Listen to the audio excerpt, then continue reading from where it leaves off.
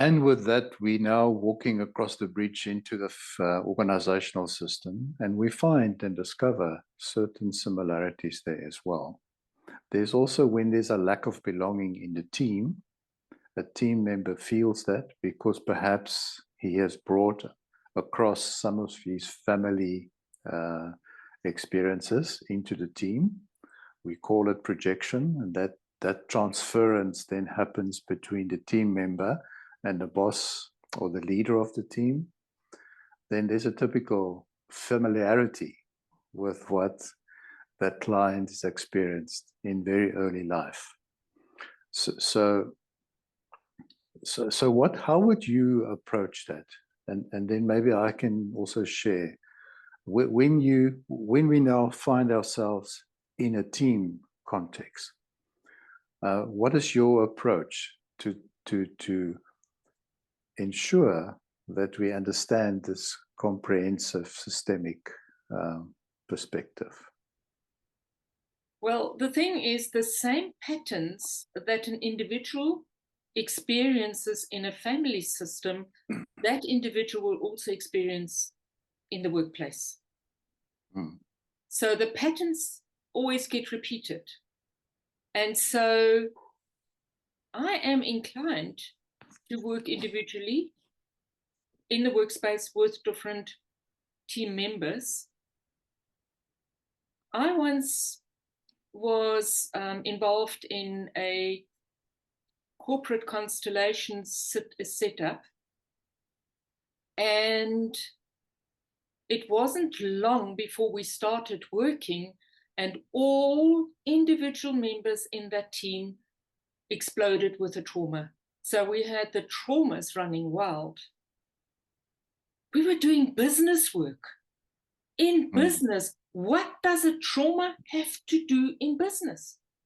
But this is the thing is, when a trauma is triggered in one member, it can trigger another person's trauma.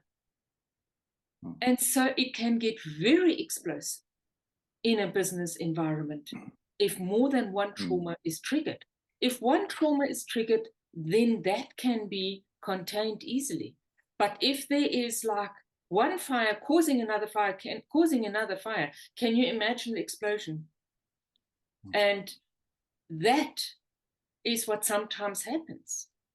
So we need to be aware that some of our team members have had difficult lives, have had difficult backgrounds, and yet they've made it in life very, very successful.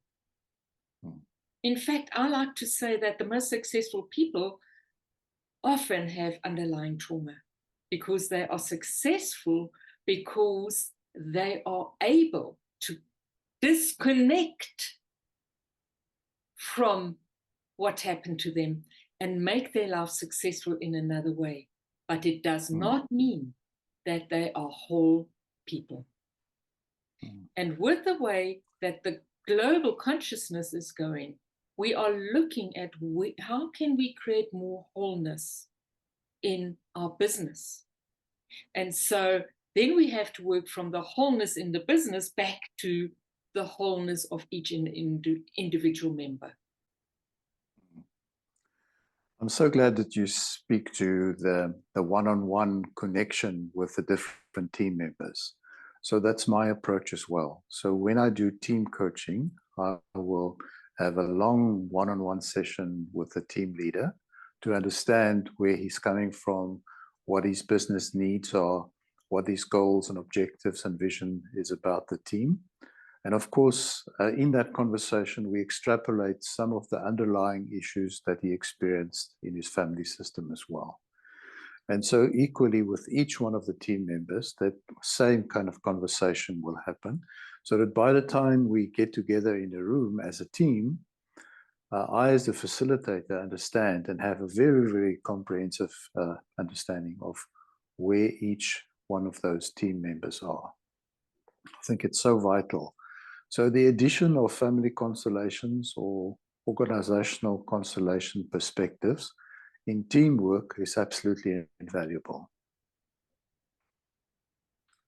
Absolutely. And the thing is, when we understand that in the environment we have a lot of family systems playing with each other, it makes it Yeah. quite interesting to see what actually goes about.